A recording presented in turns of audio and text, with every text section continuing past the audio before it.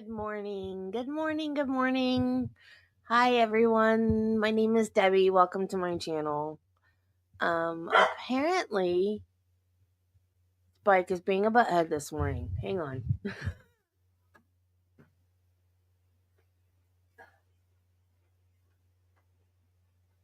you stay out there until you're done, please? I'm trying to start a live stream.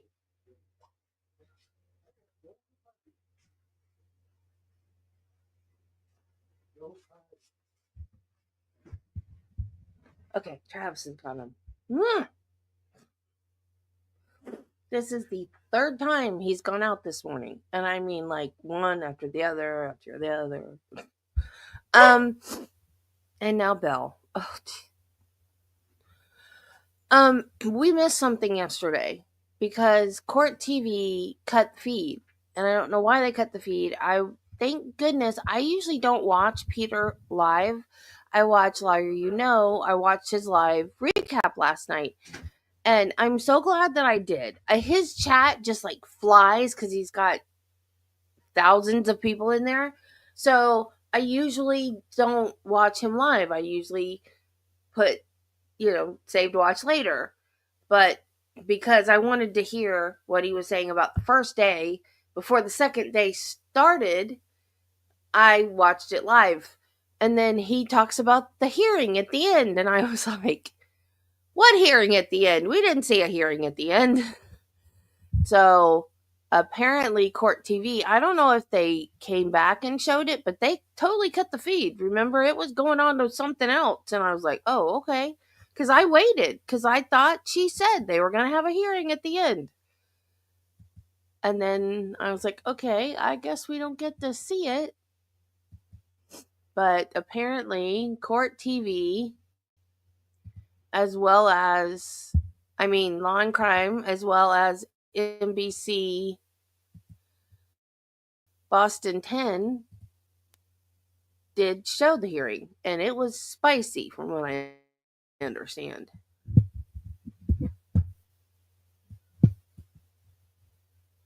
And as much as I hate to admit it, apparently the defense did something wrong. And Peter said he would never, ever do what they start today. Today is not the day you want to mess with me. I'm exhausted. I'm emotional. Don't do it. Mainline 100. Please do. On the motion for compliance, our position is that the defense did not comply with the order. This has been an ongoing issue which relates directly to the credibility of potential ARCA witnesses. This is information based on the history and representations made in this case that we're entitled to. I did note before these were produced, documentary, we clearly knew that there were text messages and correspondence beyond what was represented to the court. It is not a surprise that I did receive these lists of text messages and calls after I made those comments. However, there is no text message content. There is 99 texts to Mr. Wolf, 6 texts to Mr. Rentschler. That does not reconcile with the past positions and representations of the defense to this court and to the Commonwealth. In addition, there are a number of phone calls. And those phone calls, again, I would suggest do not reconcile with the past representations. We have 52 minutes of phone calls on 5 calls with the ARCA mainline, 133 minutes, 20 calls with Dr. Wolf, 57 minutes, 23 calls Are you tapping with their Dr. phone? Rentschler. I find it difficult to accept that these were all for scheduling purposes. Did you pull we their also phone? had your honor's order, not just for the communications, which are not a complete or a fair production, but there was a order by the court to provide all correspondence, text messages, emails, not just with Attorney Jackson, but with the entire team, including the defendant, Karen Reed, and we have received nothing. This is important because if we look at the first half of ARCA's potential testimony, which is limited to their prior report, we cannot fairly and effectively cross-examine the witnesses until we have the information we're entitled. And that's why I've also asked and suggested that ARCA should be ordered and required to provide that evidence as well, so that we can see what is there.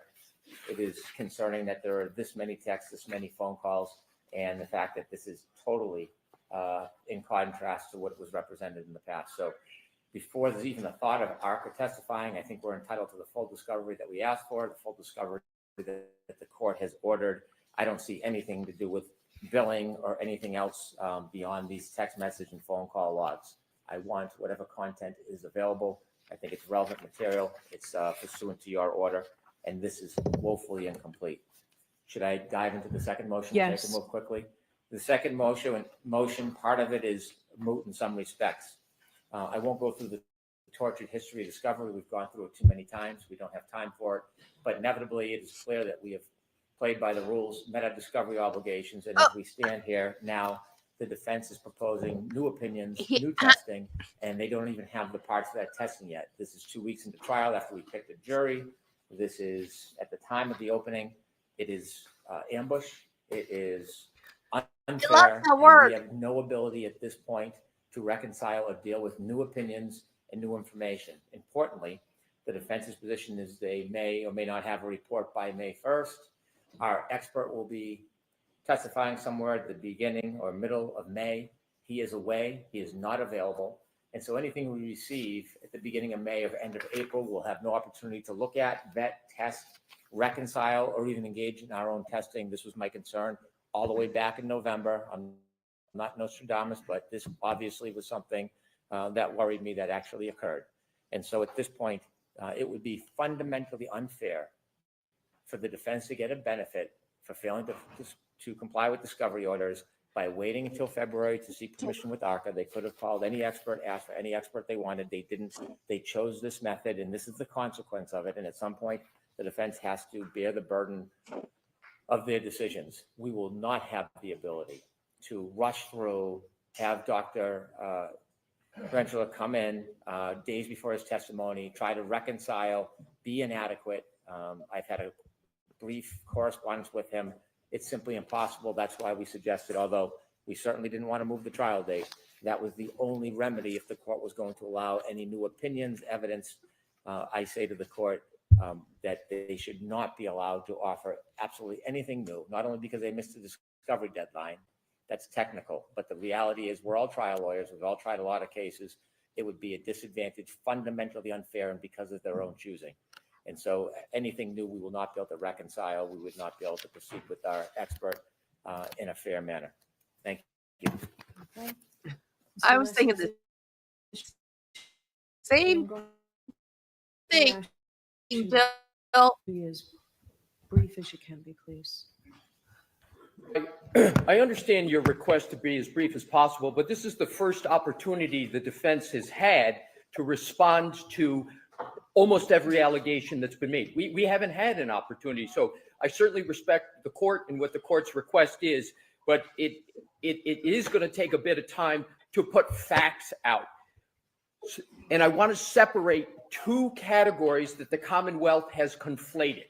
The Commonwealth has conflated the issue of what text messages exist, which text messages don't exist, what's been turned over pursuant to orders. And I would like that to be clear to the court factually, because the Commonwealth has misstated just now 3 times the facts. So I asked this morning, there were 100 or so texts referenced in the exhibit, whatever was presented by you folks.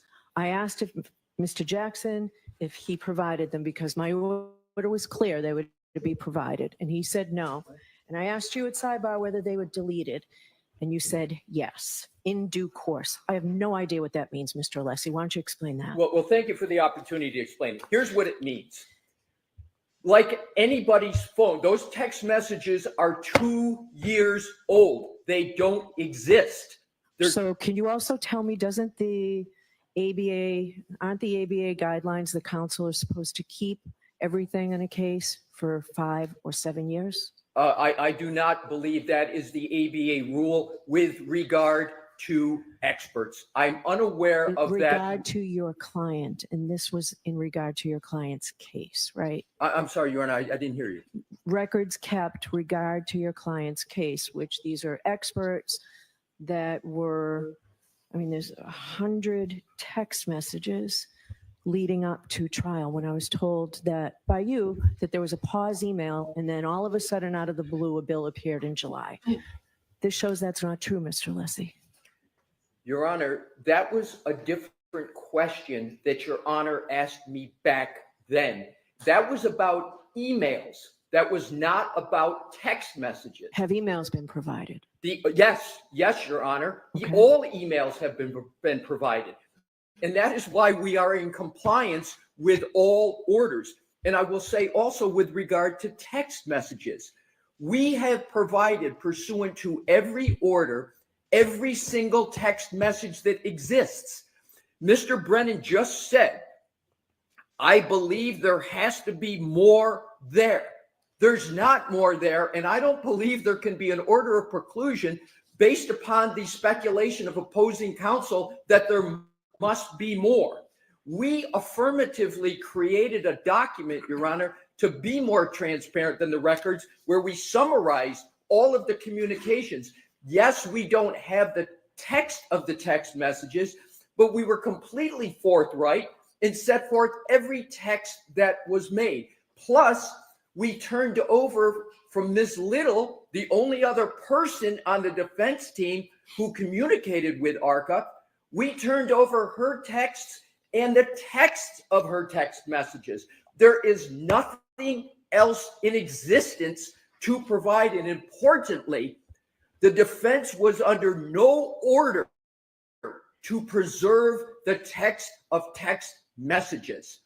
And we have never received, as part of discovery in this case from the Commonwealth, any communications between the Commonwealth and its several experts. That has not been what has occurred in this case. But of course, once Your Honor on Friday issued that order to provide everything, we provided everything we can that we had.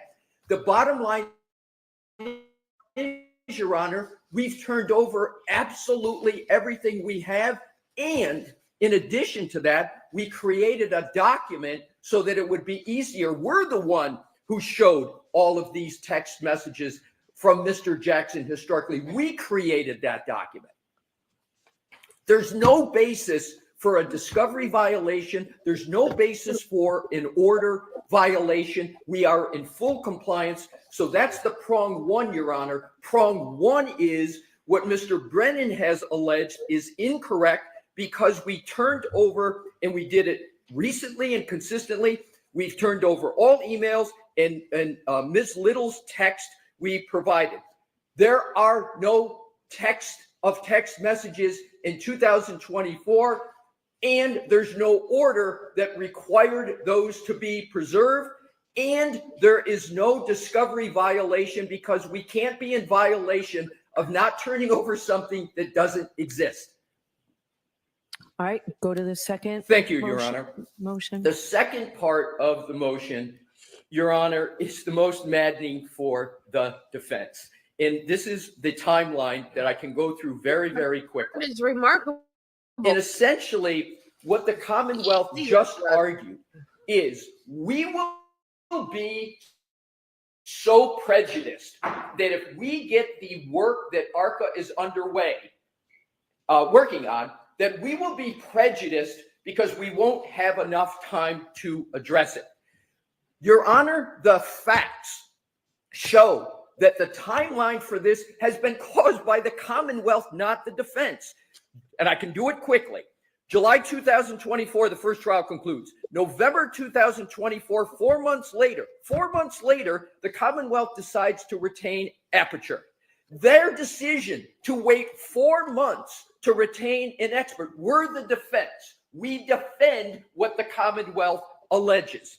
January 30th, 2025, 2 months after that, and 6 months after the first trial, we get an Aperture letter report that's barely discernible about what they've done. It's a 1 page and 1/4 of conclusions and opinions in outline form. Next, January 31, 2025, we get the initial Aperture 140 slide presentation. January 31st, February 5th, we get the case file. In February of 2000, or February 19th, we finally get the raw images from Aperture in the scans. That's the first time we get raw images and scans. You can't have an expert work on anything until you even get those raw images in scans. We move, and we have a hearing on March 20, 2025 to preclude Dr. Welcher because the slides are so incoherent and the report is so insubstantial. We can't tell what it is their theory is. So then on March 24th, and at that hearing, the Commonwealth agrees to redact and revise that. So we're already into March 20th, the Commonwealth agrees to redact and revise. Your Honor put the defense on a short leash. We accepted it. And by March 24, we receive the PowerPoint that was of the Aperture that was supposed to have two things happen. It was supposed to be redacted, and there were certain things that were supposed to be changed. What did we get on March 24th?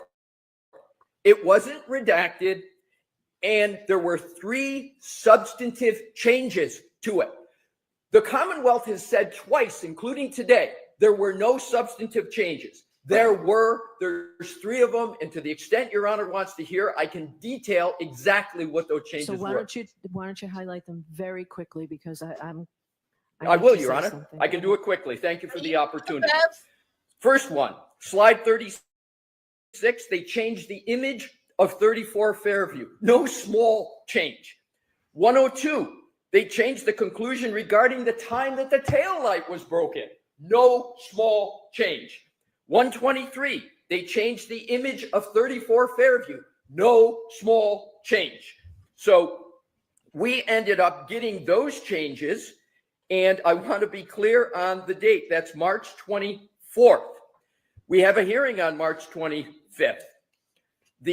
We agreed to provide our response to these revised Aperture documents. Here is the key data point. On March 26th, the defense engages ARCA. Just 2 days after we get the revised PowerPoint with 3 substantive changes. And then we started to respond and provide more information. On March 27th, we responded to the Commonwealth's revised PowerPoint and the Welch report. And then the last 2 items, we renewed our request to preclude Dr. Welcher on Delbert Lanigan grounds. April 1st, and this is another key date, the court decision allowed Dr. Welcher to testify, but also allowed the defense to re-raise objections at trial when Dr. Welcher testified. What does that timeline show? That timeline shows that the Commonwealth took 6 months from the last trial, 6 months, and the defense took merely 2 days after they got the final report of Aperture to retain ARCA. Last point I want to make, Your Honor, is the argument of the Commonwealth that we strategically waited to retain ARCA. Nothing could be further from the truth. As the court knows, and has been the case with this unorthodox situation, ARCA was retained by the U.S. government. They worked pursuant to the U.S. government, and we had to get the permission of the U.S. government to retain ARCA. We moved expeditiously to do that. We got the permission from the government, and as soon as we got the permission from the government, and as soon as we got the final version of Aperture documents, including scans, we put ARCA on it. It has only been since March 24th, not even a month have we had finally the information from Aperture, which is still inadequate. Our experts still say, with regard to what Aperture did, in some instances, they can't even figure it out because the information is so inadequate. Nonetheless, because of all the considerations we're aware of, we had ARCA proceed forthwith with post haste. And they are working post haste. But, Your Honor, we are the defense. That's where I started. We had to understand as best we could what Aperture did. In conclusion, 2 points. No violation whatsoever on text messages, emails, court orders. All complete, robust compliance. And with regard to the allegation that there was something said, that there's some surprise that there were so many text messages, on June 10th, 2024, and I've got the transcript on an, albeit on an electronic device, right in front of me. I just got to get the passcode. Mr. Jackson read a text message right live that he had with ARCA. He read it, and here's what it said. The court, okay, Mr. Lally. So her issue is that she is available this week, but not next week. So I really need to get her in on Friday. Mr. Jackson. Hold on. The court reporter can't hear you. She asked you to stop. Oh, I'm sorry. My apologies. Am I going too fast? Yes. Thank you. All righty. Go ahead. Thank you. My apologies. So, Mr. Lally, so her issue is that she is available this week, but not next week. So I really need to get her in on Friday. Mr. Jackson. Dr. Wolf just texted me and said, I presumed you were in court. Give me a call when you're available. The court reporter, I'm getting an interference. Mr. Jackson, I'm so sorry. The court reporter, that's okay. We have been completely transparent that there were text messages as opposed to emails, text messages about scheduling, about other administrative matters. Mr. Brennan is completely free on cross-examination of ARCA to address every one of his speculations, every one of his suspicions, every one of the ghosts that have been created on this topic. He can address them. If he thinks that we're wrong, we're misstating, he's got the opportunity to speak to ARCA and ask those questions. Your Honor, it is improvident to, based upon speculation, preclude the defense from putting in a defense. I'm not making a conclusion today regarding precluding the defense. Okay, all right. What's so, next? so I need you to wrap it up because there's something I want to say. Certainly, Your Honor. I'm going to wrap it up in 10 seconds. There are no violations of any discovery order, no violations of this court's order. And with regard to the retaining of ARCA, because we're the defense, we acted expeditiously in response to the information we're getting. And this can be tested with ARCA, the statement I'm going to make. To this date, ARCA still has trouble understanding what it is that Aperture did and didn't do, which was the reason for my Dalbert Lanigan motion, but we proceeded nonetheless. Happy to entertain responses to any questions. All right. No, thank you. All right. So as you all know, I previously wanted you to have a seat, Mr. Alessi. Thank you, Your Honor.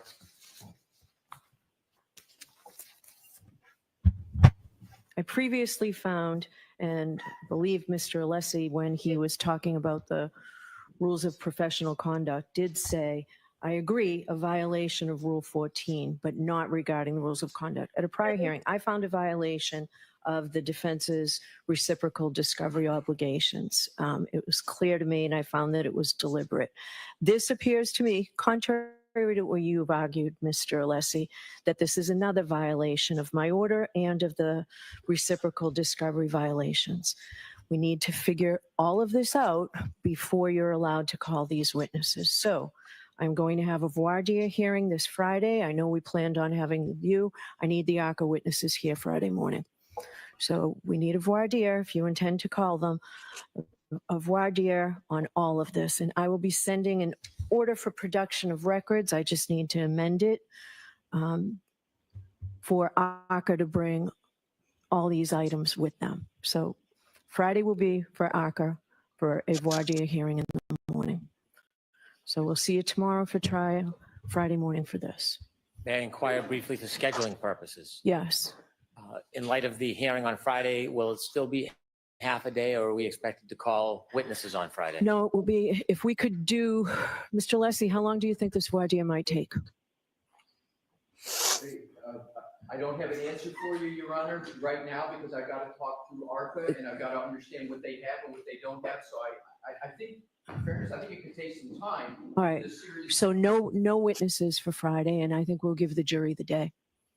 And will it be a full day on Thursday? Yes, Thank you very much. yes. All right, so we'll see you then. I will issue an order hopefully before the close of business today. Jimmy, can you stay and get this out today? Sure. Okay. All right, thank you.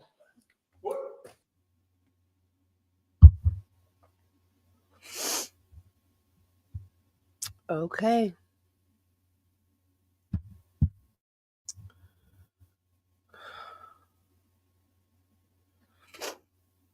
That was it.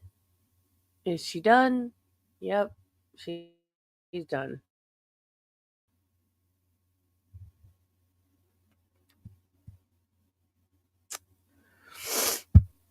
They didn't even. Did he even say the part about the continuance? Did I miss that? He actually wants the jurors dismissed.